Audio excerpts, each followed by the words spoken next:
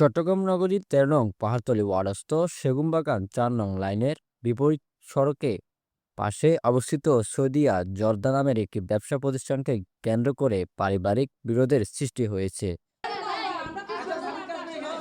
স্থানীয় সূত্রে জানা যায়, দীর্ঘ বছর ধরে মোহাম্মদ ইসলাম ও তার ছেলেরা যৌথভাবে এই জর্দা কারখানাটি পরিচালনা করে আসছিলেন। পারিবারিকভাবে পরিচালিত এই প্রতিষ্ঠানে সম্প্রতি ব্যবসায়িক লেনদেন এবং সম্পত্তির মালিকানা নিয়ে মতবিরোধ দেখা দেয়। একটা পারিবারিক ব্যবসা ছিল, সেটা হলো সৌদিয়া জর্দা। এটা এলাকাবাসী সকলেই জানে। একসময় আমার বাবা সরকারি কর্মকর্তা ছিল। বাবার নামে আমরা ট্রেড লাইসেন্স না করি, আপনার এই বড় ভাই লেখাপড়া করে ইঞ্জিনিয়ার হয়েছে, সে চলে গেছে কিছুদিন ব্যবসা করার পরে চলে গেছে চাকরিতে। তারপরে রয়ে গেছে আমার মেজো ভাই মোহাম্মদ আসরাফ। তা আমরা সকলে, আমরা 9 ভাই 1 বোন, আমরা সকলের সম্মতিক্রমে আশরাফের নামে ট্রেড লাইসেন্স করছি এবং কি সে আমাদের সকলের ভরণ পোষণ এবং কি আপনার অংশীদারিত্ব বুঝিয়ে রাখবে। সেই ইতিমধ্যে আপনার এই 1992-93 থেকে আমরা এই ব্যবসার সাথে লিপ্ত।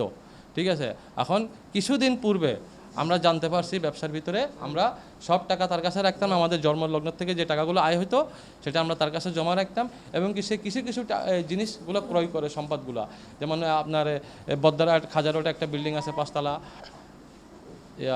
জালালাবাদ আপনার 2টা পার্টেক্স ভিলেজ আছে। ঠিক আছে, এবং করি আপনার এই যে মঞ্জরটেকে একটা 7 ঘন্টার উপর একটা সেমি পাকা বাড়ি আছে, আরও ঢাকায় আছে, চিটাং আছে। তো আমাদেরকে যখন বললো যে এগুলো সব বাবার নামে ক্রয় করা, তো আমরা বললাম যে ঠিক আছে, বাবার নামে যদি ক্রয় হয়ে থাকে তাহলে আমাদের যে দীর্ঘদিনের যে একটা পরিশ্রম, একটা সময় দেওয়া, তাহলে আর বিধা গেল না। ঠিক আছে, বাবার নামে সম্পদ হওয়া মানে কি সেটার অংশীদারিত্ব আমরা পাবো। আর ব্যবসার থেকে আমরা কেউ 5,000, কেউ 10,000, কেউ 20,000 টাকা খরচের টাকা নিতাম।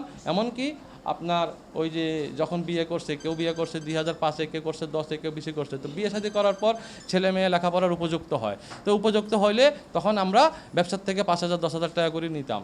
এখন সে বলে যে এটা বেতন। এটা যদি বেতনও হয়ে থাকতো তাহলে সে কি আমাদেরকে 92 থেকে কি আশরাফে কি বেতন দিছে? দেয় নাই। আমাদের ব্যবসা হচ্ছে যে 92-93 সন থেকে। ঠিক আছে, সে বেতন গেছে, সম্পূর্ণ টাকাগুলো আত্মসাৎ করে বসে রয়েছে। আমি সমাজের ভিতরে বিচারে দিয়েছি, বিচার এখন পাচ্ছি না। বিচারগুলো সে টাকা খাওয়ায় এখানে বিচারগুলো হেল্ড আপ করে রেখেছে। ওরা দলবল নিয়ে আসছিল, আমার লোকজনকে মারছে, মারার পর এখন 3 জন চিটাং মেডিকেলে চিকিৎসাধীন আছে। ওরা আসলে আমরা এটা আইনি ব্যবস্থা বা থানায় যাব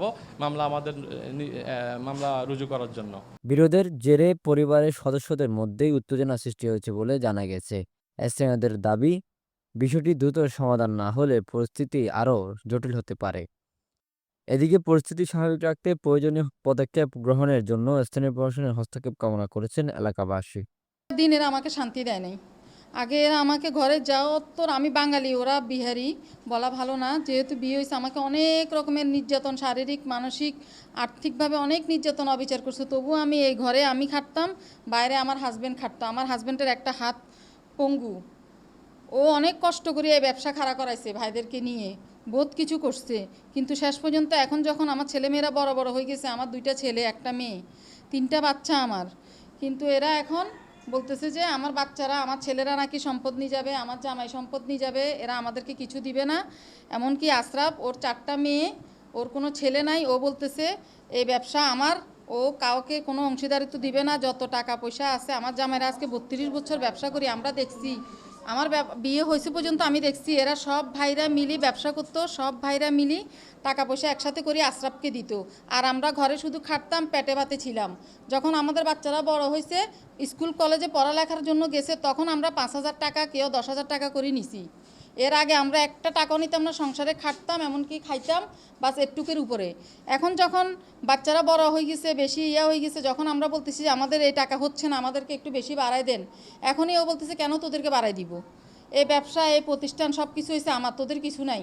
আমার ভাইরা হয়েছে আমার কর্মচারী, ভাইরা কি কর্মচারী? ও কর্মচারী হলে কি এরা খাটতো, আমরা ঘরে খাটছি, আমার জামাইরা বাইরে খাটছে।